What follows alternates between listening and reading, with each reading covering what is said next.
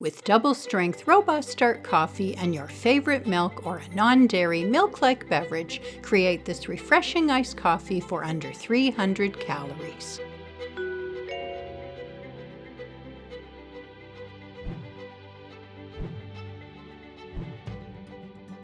Iced coffee is refreshing and easy to make with a few ingredients and kitchen items.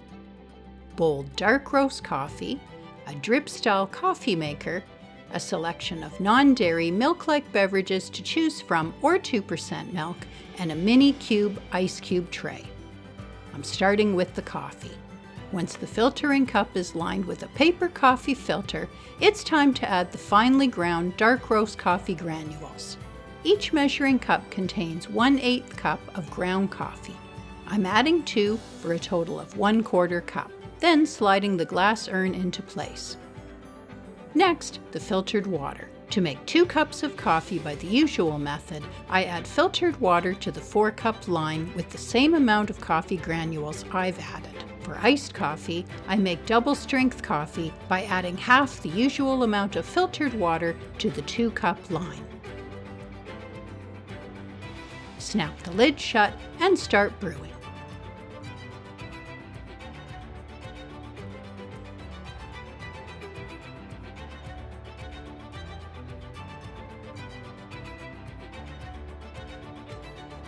Once the double-strength coffee has finished brewing, time to cool off is required.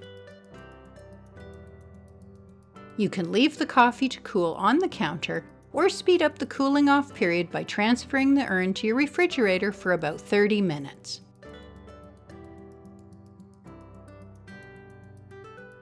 As soon as the freshly brewed hot coffee has cooled off, it's time to fill the mini cup ice cube tray. This mini cup ice cube tray makes frozen cubes about 1/4 the size of a regular cube. I like to make the frozen coffee cubes in this tray because they rapidly chill the iced coffee drink and melt into the added liquid evenly while keeping the entire drink consistently refreshing. You could simply add regular ice cubes to a glass and pour the cooled coffee over top, but this method eliminates the watered down effect of adding ice cubes made from water. After filling the mini cup ice cube tray, it's time to transfer it to the freezer.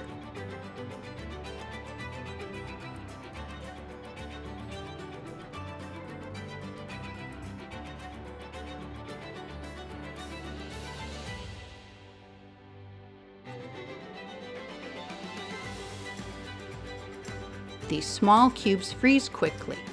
Once frozen, it's time to assemble the iced coffee drink.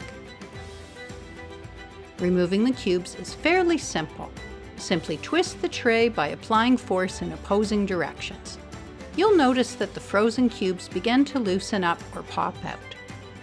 You can try to transfer the frozen cubes to a bowl,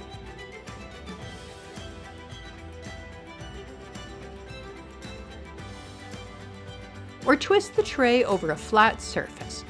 Either method will take time and a little patience.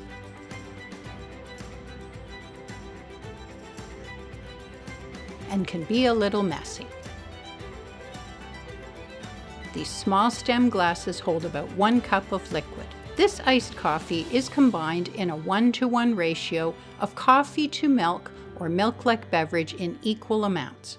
I'm adding about 1/4 cup of frozen coffee cubes, then choosing a milk-type beverage next.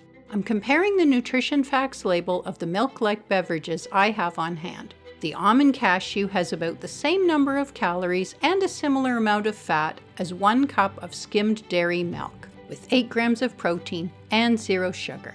The silk coconut has half the number of calories as the almond cashew.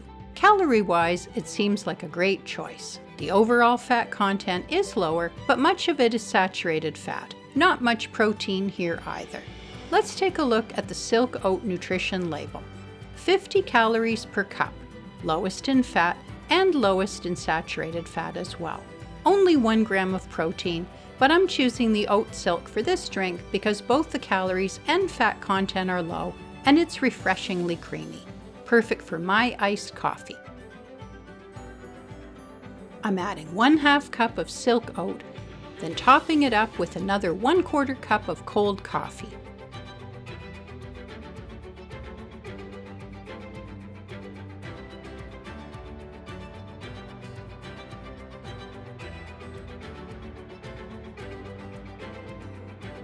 This iced coffee looks amazing and tastes amazing too.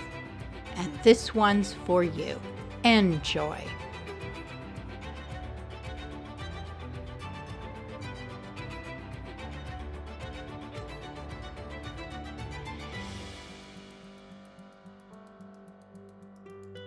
Thanks for watching. Please subscribe and click the notifications bell to get all the latest under 300 calories recipes.